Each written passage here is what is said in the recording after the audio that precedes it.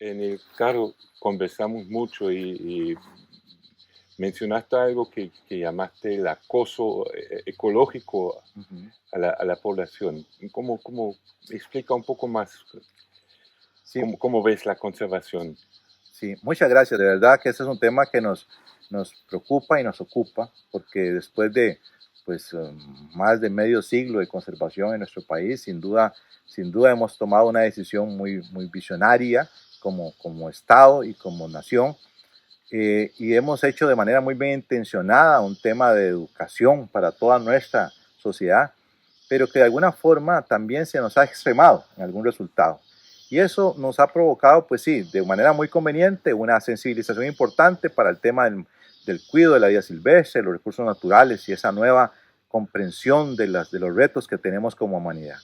Pero sin duda, eso también nos ha llevado a un tema de deshumanización de la conservación, porque nos hemos planteado al ser humano como la amenaza en sí misma para desaparecer, o sea, que este planeta debería estar sin nosotros, concluyen algunos inconvenientemente.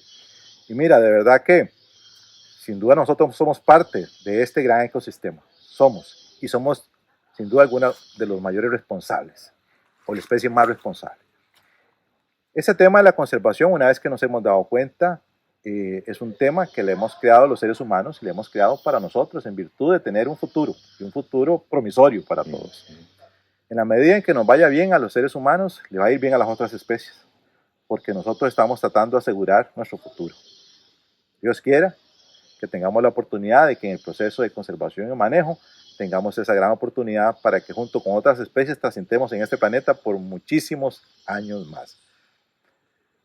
Pero sin duda también tenemos que reflexionar en este proceso de aprendizaje para poder comprender que tenemos que también ir evolucionando en ese concepto de la conservación y un poco más retomar algunos principios con los que iniciamos también esto, que tiene que ver con la atención de las personas, con el extensionismo, con los beneficios de la conservación hacia las comunidades rurales que están a la par de las áreas de conservación, donde tenemos esos grandes esfuerzos de conservación en sitio, pero que también requieren de que nosotros vamos los ojos a los finqueros y a las comunidades, realmente donde le demos una oportunidad y no seamos simplemente los que nos presentamos para atender de manera reactiva la denuncia ambiental por la corta de un árbol o porque hizo una u otra cosa. Por supuesto que eso va a ser necesario, es parte del gran proceso de educarnos, pero no podemos continuar en ese proceso en el que la institución tenga una imagen o una acción que muchas veces se puede traducir en un acoso ambiental.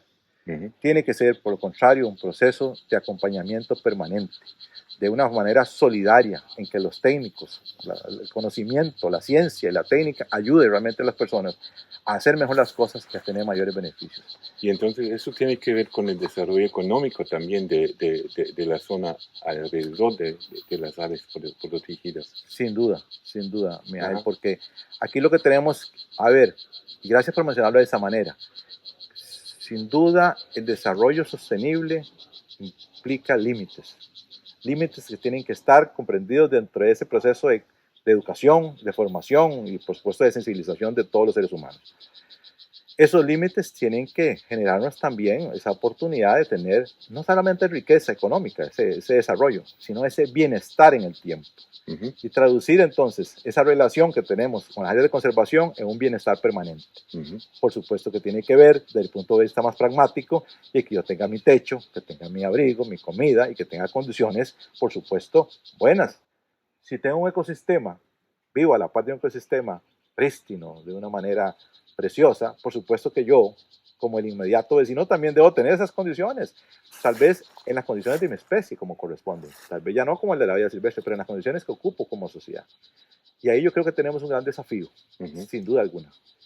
Yo creo que lo primero, sin duda alguna, que un poco de mi experiencia y de mi poca experiencia, es el reconocimiento. O sea, tenemos que reconocer que tenemos vecinas y vecinos, comunidades completas que requieren de nuestro apoyo, de nuestro acompañamiento, no de esa presión, sino de nuestra empatía para poder trasladar los beneficios de la conservación, ponernos al lado del productor desde el punto de vista de la conservación para hacer las cosas bien. Ese reconocimiento de que hay necesidades que tenemos que atender. No podemos quedarnos ajenos desde la conservación viendo que hay pobreza. Y sin duda, la solidaridad. Sin duda, debe haber una empatía enorme para que podamos traducir eso que decía ahora, todo ese conocimiento, toda esa técnica y esa ciencia en beneficio de la gente, pero tiene que ser con esa solidaridad, porque no podemos quedarnos a un lado. Reconocer a las personas y ser solidarios con ellos. Sin duda alguna, si hacemos esas dos cosas, podemos hacer más.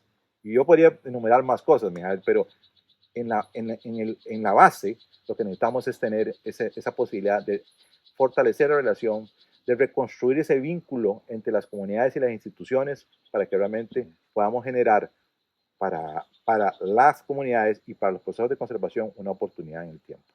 Muchas gracias.